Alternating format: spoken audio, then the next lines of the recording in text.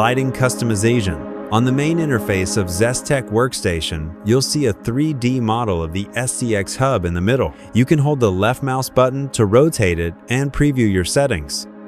For brightness control source, in the right settings bar, if you want the backlight to match the original car dashboard, select OEM adapter. If you prefer manual control, select button to use a physical knob or key. It also supports setting separate base brightness levels for day and night. Brightness shortcut. I recommend mapping a knob to light control so you can twist clockwise to brighten and counterclockwise to dim, making it easy to adjust blindly while driving. Shift light settings. On the left, set your start and redline RPM range, like 2,000 to 7,000 revolutions per minute, and choose between 4-segment or 8-segment display modes. You can click to customize the color of each LED, right-click to delete a color, or click empty space to save a preset. Flash warning. Set a limit threshold, like 7,000 revolutions per minute, so all lights flash to warn you to shift.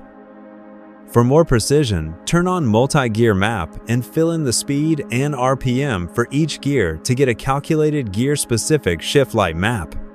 Track data feedback. The small lights on both sides can be bound to display oil temp, water temp, or turbo pressure.